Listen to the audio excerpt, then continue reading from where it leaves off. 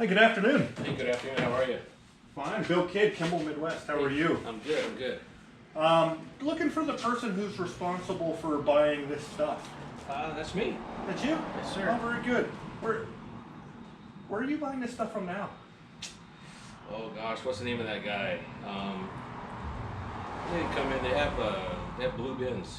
The Blue Bins? Yeah, I've got a little bit of stuff, but not very much. Okay, it's probably Fastenal. Great company. They take care of a lot of good things. It could be them, but I don't see him very often, so. Understood. If you could change anything about how you needing this till it's showing up in the shop, what would you change? Well, right now, when I do see the guy, Mm-hmm. he'll place an order. I don't know when it's going to get here, and then it sits there, and then I got to put it away. Mm-hmm. That would probably be one of my biggest things, is making sure that I have it ready, available for me when I'm ready to work. Okay, very good. Would you mind if I took about a minute and a half just to tell you a little bit about Kimball Midwest and what we're all about? I think I got a few minutes. Thank you so much. Kimball Midwest is a national distributor of Superior products. We've been in business for about 90 years. We are based out of Columbus, Ohio. We have 4 shipping distribution centers. We ship out of Reno. Okay. The Reno distribution center, we don't have a minimum order. We don't have shipping charges. And 80% of our inventory dollars go into domestically made products. Oh, that's nice. I assume you're dealing with a little bit of offshore stuff now. We're really going to wave the American flag with what we do. The neatest thing with no minimum order, we don't charge shipping on anything coming down here into the valley. And our fill rate on same day shipping is running at 99.7%, which means to you, if you're ordering it by about 3 o'clock, 99.7% of the time you're going to get that the next day without a shipping charge. Oh, nice.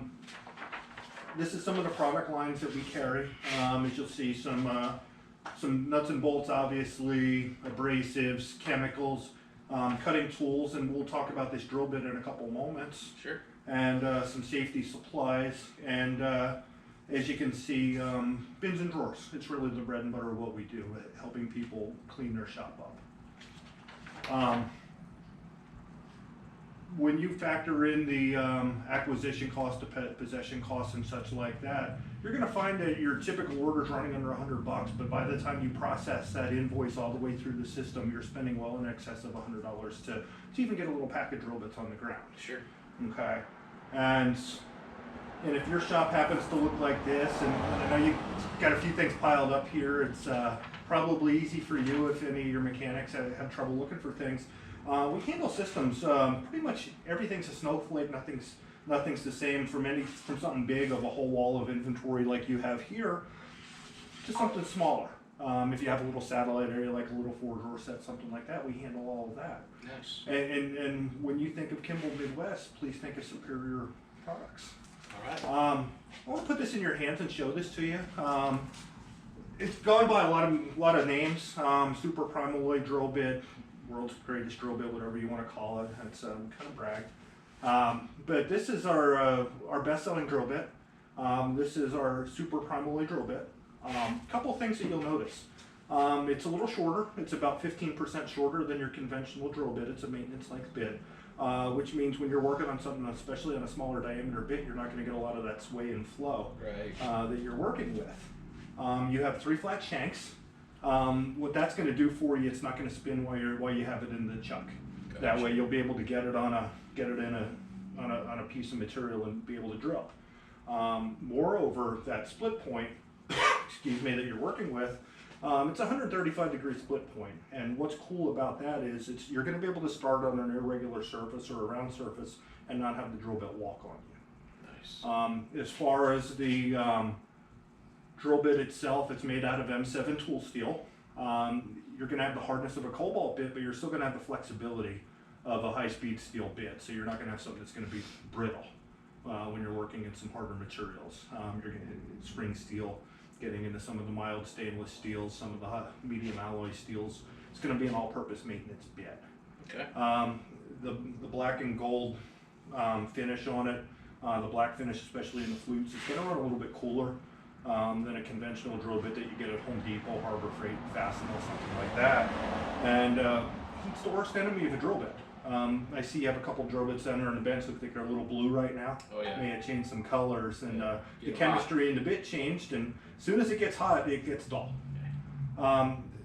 You have a vise here and a drill. Would you mind if I showed you what this puppy can do? No, go for it. All right, very good. This is going to be your. This is a typical grade 8 domestic hex head cap screw. Runs about 180,000 psi of tensile strength. Going to be a very hard alloy that you're working with right there. We've chucked our drill bit up just in a conventional drill motor. Just well, this happens to be yours exactly. And we'll cinch this baby up in your vise.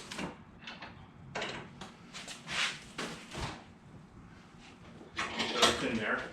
And then what we're going to do is we're going to get it started here at a little bit of an angle. And this is what I was talking about the split point about. I'm able to start this drill bit on a round surface and not have it walk on me, except when I turn my head and talk to you. Right. Gotcha. And so we're going to get this started up in here again. Now, the biggest thing with drill bits, and I'm going to have to edit the hell out of this. Girls, as you're doing stuff right here, this is going to happen on a live situation. And we're going to get some things like this going on where we get it started in a bad spot on the bolt and Bill can't do anything about it.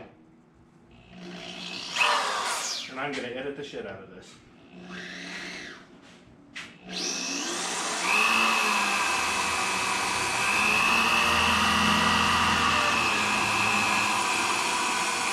All right, Raymundo, you'll notice that I'm dialing the speed back a little bit. Rather than putting the trigger all the way to the ground, I'm taking a look at the chips that are coming out of the bolt right now. Right. And what we want to do, you see how I'm getting like little 1-inch whips? What I want to do is I want to see whips coming out because the chips are going to tell me the speed, if I'm going too fast or too slow. If I'm making dust, I need to slow down. If I'm getting really long whips like I am now, I'm going to want to speed it up a little bit. Gotcha. As you can see, we broke it through here, and this is what I'm talking about with the tool still. You have a little bit of flexibility to the drill bit. If I didn't go ahead and miss my hole, I would have showed you how it ran cool, and I can still put my palm on it right now. Right. Now, I'm going to show you a little bit of the toughness of the drill bit. Okay. There's two things I'm going to say. One, you're always going to use cutting fluid because we talked about heat, and that's an enemy of a drill bit. And you really don't want to do this. You guys have a drill bit, you have a hole, it's holy crud, I don't have a wide enough hole. You're probably going to go over to the index and get another drill bit, no? Yeah. No. No? I'm going to make it bigger. You're going to make it bigger? Well, let's make it bigger and see what this can do.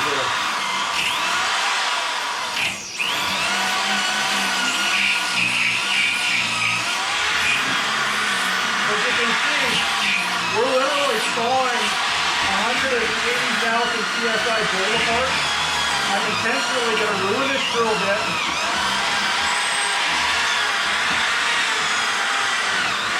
As you can smell that lovely smell,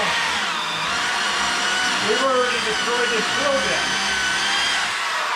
Now, we've completely sawed through, we've ruined your drill bit, so to speak. But watch this.